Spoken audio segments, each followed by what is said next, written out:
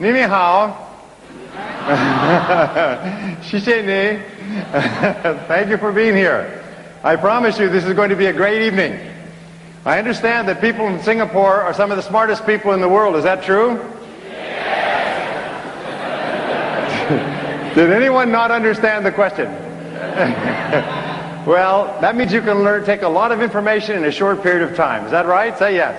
Yes. So I'm going to give you a lot of good ideas very fast, like dealing cards.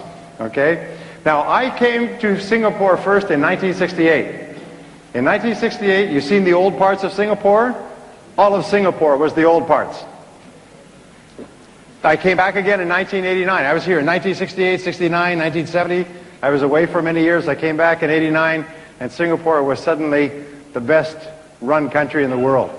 Cleanest city, best run country in the world. In half a generation, you beat everybody, and now you beat the United States in gross national product per person. Is that right? When are you going to stop? Where else can you go from here? I am so proud of you. I am so proud of you. Everywhere I go, I talk about Singapore. I love this country. If I wasn't living in the United States, where the climate is nice, I would love to live in Singapore. This is a beautiful place. What you've created here is a triumph of the human mind, because Singapore has been built on mind power, not manpower. Singapore has been built with brains and ability and talent and drive and vision and determination. It is really an incredible place. It's really an incredible place, and so I congratulate you, and I tell you I'm very happy to be here. And I'm very happy to be able to share some ideas that may help you move even faster forward. Now, I have some good news for you, and I have more good news, and only good news tonight. The good news is that we are living in the very best time in all of human history. The stock markets may be going up and down. The American stock market is simply overpriced. You know, the stocks are too high, because during the 90s everybody went crazy. And now they're still a little crazy. And the prices will have to come down until they stop being crazy. A stock is merely an investment to get a return. That's all it is. And the returns aren't there. So the stocks have lower value. And when the stocks go down to the level of the return, it will stabilize and life will go on. But the good news is that we have no major wars. Most of the major diseases have been solved, have been cured, and that we have entered into basically a free market world. And Singapore is perfectly positioned to be one of the most prosperous nations for as far as we can see for 100 years. And the opportunities for you have never been greater in all of human history than now, except for tomorrow and next year and the year after. I have lived and worked and traveled in almost 90 countries. And I can tell you there's a lot of crummy countries out there. There's a lot of countries that you only want to go to once, or you want to get through quickly. And 100 years from now, they will still be poor. But Singapore will be more prosperous and more prosperous and more prosperous. So your job is to participate fully in the prosperity of the future, right? How many people here would like to double their income? If I could show you how to double your income, will you give it a try? Now, I've studied this subject for my entire life. I have trained over 2 million people, and I have created probably thousands of people who've gone from absolutely nothing to becoming millionaires, including in Singapore, Malaysia, Thailand, Laos, not Laos, but Indonesia, I'm sorry about Indonesia, the Philippines, Hong Kong, much of Latin America. My programs are distributed in 20 languages in 35 countries, and tens of thousands of people have been through the programs, and many have dramatically changed their lives with the tools and the ideas that I'm going to give to you. Now, we have 3 hours together, so what I'm going to do is I'm going to take the very best ideas that I know, and I'm going to condense them into our 3 hours, okay? And I'm going to give you, in the first half, I'm going to talk about what I call the psychology of success. We can call it the psychology of selling, because it's the psychology or the mental way of achieving anything. In the second half, I'm going to show you how to apply this specifically to how to sell more, how to double your sales, how to double your income, and so on, okay? Is that a good deal? Say yes. In the middle, we'll have a break. All right? Okay. Now, I started off my life poorly. I did not graduate from high school. I finished in the half of the class that made the top half possible. I couldn't get any kind of a job, so I worked at laboring jobs. My first job was washing dishes in the back of a hotel, small hotel. And then I went to washing cars with a car lot. And then I went to washing floors with a janitorial service. I thought washing was in my future, but it was sort of downhill, washing. And then I worked as a construction laborer. And then I worked on farms, and I worked on ranches, and I worked on a ship in the North Atlantic. And I worked at laboring jobs until I was about 22, 23. And how many people here are in sales? Well, when I couldn't get a job, laboring job, I got into sales too, just like you. So I know where you're coming from. And actually, I started my sales career here in Southeast Asia. I used to sell here on the streets of Singapore. I used to work traveling from city to city around Southeast Asia selling. So I know what it's like to sell here in Singapore on these streets in the summertime when it's hot. It's hot, hotter, and hotter still. It's never cool. You pray for rain, all right? I know what it's like. I used to be drenched, and that's before you got out of the house, you know. So I went and I worked very hard. I wasn't afraid to work because I'd worked as a laborer. And so I was told that if you just see enough people, talk to enough people, you'll make sales. So I used to run from place to place so I could be rejected more often. And I wasn't making any sales. And all I knew to do was to see as many people as possible and talk as much as possible. So it was run, run, talk, talk. Run, run, talk, talk, and then no, no. And I used to run from place to place, and I would talk as much as possible, and people would say no. I didn't mind if they looked at their watches, but it's when they looked at their watches and started hitting their watches like... So finally, I did something which changed my life, and it brings us to being together tonight.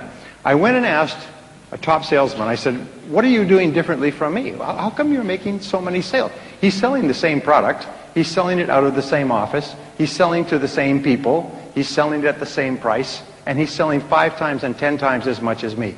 And I didn't know much about selling at that time. And he said, well, show me your presentation. And I said, my what?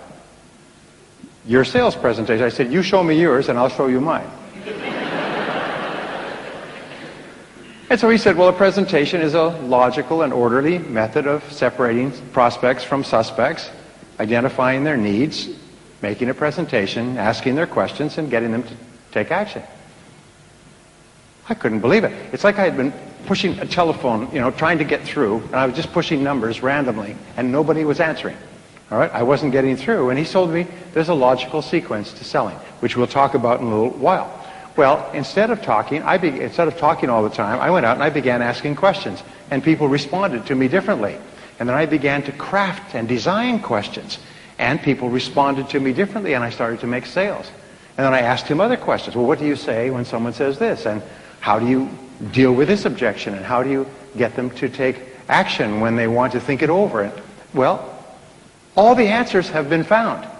All the answers to all our questions have been found, and I took answers from him, and I began to ask other people, and then I began to read books on selling. I didn't know there were any books on selling. You know, there's over 4,000 books on selling. There's 2 books on selling published every week, 2 main books and probably 5 other books. And you know that most salespeople have never read a book on selling?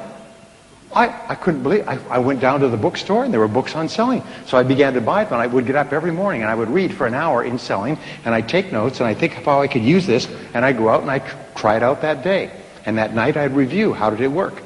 And if it worked well, then I would do more of it. If it didn't work well, I would stop it or modify it, or sometimes I'd combine this idea with one idea and I had something that worked even better. And then I began to listen to audio programs on selling. I thought I'd died and gone to heaven. I had no idea there was so much good information on audio programs. Do you know how many people who have become rich just listening to audio programs in their car when they drive around or when they walk around? Those days, I didn't have a car, but I had one of those Sony cassette players that you could carry around your neck like a purse, and it had a little earphone, and I'd go around like this, listen to it like this, and I'd get up in the morning and I'd play it, and I played it, and I memorized. I spent hours. I memorized the words.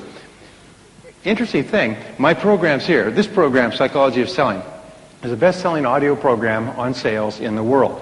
More people have become millionaires listening to it than any other program, according to some of the studies, follow-up studies. People tell me they listen to that program over and over again until they remember all the words. And then when they're with a customer, and the customer says something, the words just fall up. And they tell me, I made the sale because I remembered the words. The words had been stored away. They're part of your thinking. Just like your language. You speak a language, you don't have to grasp for a word because the word's programmed in. The correct answers are programmed in. Well, I listened to programs, this is long before I ever produced my own programs, and I remembered the words, and my sales went up and up and up, and my sales kept going up, and soon I began to go to seminars and courses. I began to travel great distances to go to seminars and sit in front and learn from other people and practice what they learn. Now let me give you an interesting point. Successful people have been studied at great length for many years, and their behaviors have been observed. What do successful people do that's different from other people? One of the things that we find is that successful people, all of them, are very action-oriented. In other words, if they get an idea, they move quickly on it. If they learn something new, they try it out. Now people say, well, what if it doesn't work? Well, if it doesn't work, find out quickly. There's a rule, just try quickly and fail fast. Because the only two things can happen if you take action on a new idea. What are they? What are the two things? This is not a trick question. I'll tell you if it's a trick question. It's not a trick question. Well, it can work, and if it works, it tells you do more of that. Or if it doesn't work, it gives you feedback, and you either stop doing it or you modify it until it does work. But the wonderful thing is that you can't lose by trying something new. So if you were to take successful people, and there's many studies that have been done on this, if you could only look at them through a window and look at a group of people, look through the window, you could tell who the successful people are because they're always in motion. They're always trying more things. They're always active. Unsuccessful people are always waiting for everything to be just right. It's like waiting for a bus on a street where no buses go. They're still waiting. Where's the bus? The bus never comes. Successful people are always taking action. So if all you do is just take more action, just get busier, you'll be more successful. By the way, I'm not going to talk about it today, but does everybody here want to be lucky? Would you like to be lucky? Say yes. Okay. You know, that's a very, very important part of Chinese culture is luck, good fortune. Isn't that true? That's why we like jade. Why do we like jade? Because jade signifies luck. Okay. Now, I studied this for many years, and what I found is that it's not luck, it's what we call the law of probabilities. The law of probabilities says that if you flip a coin, the probabilities are 50% it will come down heads or tails, okay? The law of probability says that if you drive home, there's a certain probability that everything will happen. If you drive home, there's a very high probability you'll be safe, but there's a small probability you'll have an accident. In life, when you get married, there's a probability you'll be successful and happy. There's a probability that you won't. All life insurance, all insurance is based on probabilities. It's based on statistics, okay? So, how do you make your own luck? The way you make your own luck is you try more things. It's very simple. It's like life is a great game of darts, okay? Now, if you only throw one dart at the board, your chances of hitting a bullseye are very, very small because of the law of probabilities. But if you throw dart after dart after dart after dart after dart at the board, what must you eventually do? First of all, even if you're an idiot, you'll eventually hit the board. And if you keep throwing darts, and you keep throwing darts one after another, even if you're an idiot, you will sooner or later hit a bullseye. Isn't that true? So you look at successful people, and one of the things we find about successful people is that they're just average people who try more things. They just try more things. They're more active. They make more calls. In selling, we make more calls. And in life, we just try more things. Now, here's an interesting thing. If you throw darts, how many times will you miss the bullseye? Most of the time. Most of the things you try won't work. The fact is that successful people fail far more than unsuccessful people. In other words, if you throw lots of darts, you're going to miss most of the time. But you don't focus on the misses. As a matter of fact, here's a rule. If you could throw 10 darts and be absolutely guaranteed that 9 would fail, try 9 different things in life, make 9 calls, and be absolutely guaranteed that 9 out of 10 calls that you make, 90%, would fail completely, but 1 would be a big hit. If you could be guaranteed of a 90% failure rate with a 1% success rate, what would that mean? It means you'd be one of the most successful people alive. Isn't that true? Because then all you have to do is say, whoa, let's start, because, in other words, increase the probabilities. And then people say, boy, you're sure lucky. No, I'm not lucky. I just saw more people. I just tried more things. Now, every time you learn something new, it's like throwing another dart. Every time you read a book, listen to a tape, come to a course like this, it's like adding more darts to your bag, so you have more darts to throw. And so an average person who's got more darts to throw will be more successful than a genius who's got very few darts to throw. So it's really important. Well, and I'm getting off the track, but you can make your own luck by simply throwing more darts, by trying more things, by doing what you're doing tonight, by coming here. And my job is to give you a whole bunch of darts, okay? Because the law is that if you try enough things, you will be a big success. If you try enough things, because human beings are learning organisms. In other words, we're always learning from our experiences. We're learning at a conscious level and even at an unconscious level. But you cannot help but learn. You're just learning all the time. So even if you're trying things and you're failing, you're still learning at a very fast rate. In fact, you learn more and faster from failure than from anything else. Nobody really learns much from success. But from failure, you get real smart. Like burning your hand. you learn very fast. Okay, there's a story I have to tell you. It's up in Montana, in California, in the United States. In Montana, they raise a lot of sheep in Montana.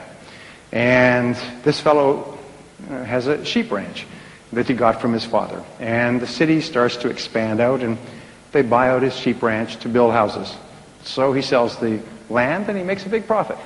And he decides that he'll go down to Los Angeles, which is a long way. It's like going from here to Bangkok. He'll go down to Los Angeles. He'll go to the big city. He's never been to the big city before in his whole life, but he wants to go to the big city and see it now that he has all this money. He's always been on this farm raising sheep. Well, he buys a plane ticket, gets onto the plane, he's sitting there, and he's sitting next to a businessman. The businessman's working away. He's got a computer working away, and he feels a little bit awkward because he's just a farm boy.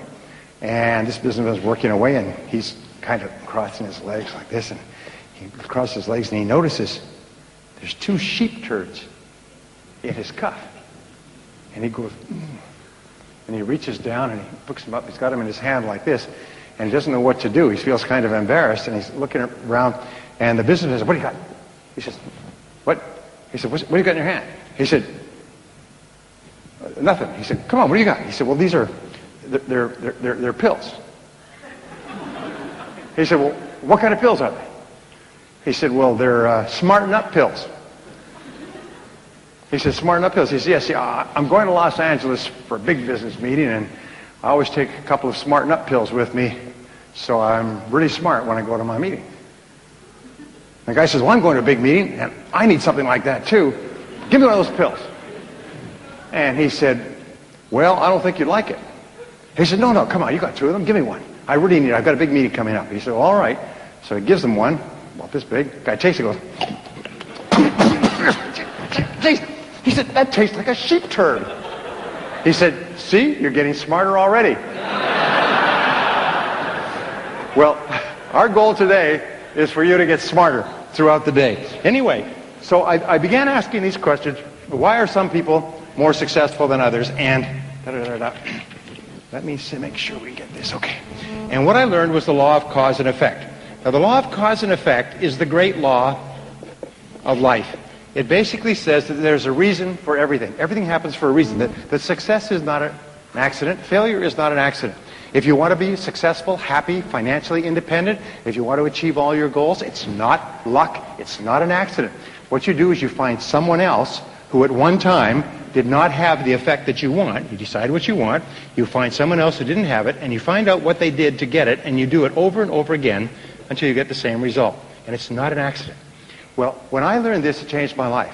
You mean if I do what other successful people do, I'll get the same results that other successful people get? The answer is yes. You mean if I find out what top salespeople do, and I do the same thing until I master it, I'll get the same results as top salespeople? I'll make the same money? I'll have the same cars? Yes. So I went out and I did it, and it worked. I couldn't believe it. And I'm not as good a salesperson as many people here. Many people here are better salespeople than me. But I learned the cause and effect relationships. I learned that selling is like cooking. There's recipes for selling. There's formulas. And if you follow them, and by the way, they spent $20-30 million in the last few years videotaping 55,000 sales calls and watching the calls and reviewing the videotapes and having people sit in the back taking notes. And they interviewed the salespeople before the sales call and afterwards, and they interviewed the customers before the sales call and afterwards. And if the customer decided to buy, they asked them, and they played the video, at what point did you decide to buy? If the customer decided not to buy, they asked, why did you decide not to buy? And they did this with 55,000 calls, and they began to draw cross correlations, and they found that every sale follows an exact process. And it follows an exact process in the customer's mind. And that if you sell the way the customers buy, you'll sell 5 and 10 times as much as you sell today. The reason that we don't sell is because we sell differently from the way the customer buys. It's the same as if I was to speak to you in German, or you were to speak to me in Chinese. I mean, it would be like using a different language that we don't understand. So what I found was that if you do what other successful salespeople do, based on the exhaustive research, your sales go up. And I tried it, and sales went up. And you could take people, I took people off the street who'd never sold anything in their lives, and I said, here's the system. And these are sometimes the very best salespeople of all, because they don't have any ideas or fixed ideas. So I said, just do it this way. Say these words, do it this way, say these words, do it this way. And they did, and their sales went like that. And they went past people who'd been selling for 5 and 10 years. I cannot tell you how many young people, guys out of school, women out of school, just starting in sales, never sold before, began to use these methods and became superstars in their fields. Because they didn't have any old ideas about the way things were supposed to be done. They just said, okay, they just did it that way. And their sales, and people said, well, you're just lucky. You're just lucky. You just got into it at the right time. I had a woman in my course who was really neat. She came to me a year and a half later. She came back to the seminar I was at. She said, you're not going to believe it. I was in your seminar 18 months ago, and I had just started in real estate, and you said to set goals for how much you want to earn. So I set a goal to make $100,000 in the next year. Well, I didn't know that the average first-year earning for a real estate person was $18,000. Nobody told me that. So I set a goal of $100,000. Then I just did what you said to do, and I made $104,000 in my first year and became #1 in the company. And they said, how did you do that? I said, well, do what? Make so much money. Well, is that a lot of money? She didn't know that was a lot of money for a first year. She had just written it down, and then she just did what other successful people did. So the law of cause and effect is what changed my life. And by the way, I've been in many different businesses now. I've consulted for more than 500 companies over the years, over the last 20 years. And in every case, I ask them, how does your business work? What are the cause and effect relationships? And where is it strong? Where is it weak? What's working? What's not working?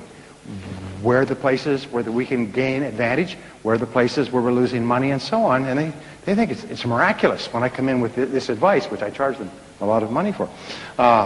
Okay, so what I learned was this, is that there is a mental application. By the way, of all physical laws, there's mental applications. This is more important than anything else. It's that thoughts are causes. Thoughts are causes, and conditions are effects. Thoughts are causes, thoughts are causes, and conditions are effects. That means your thoughts create the effects of your life. Is that your thought is created.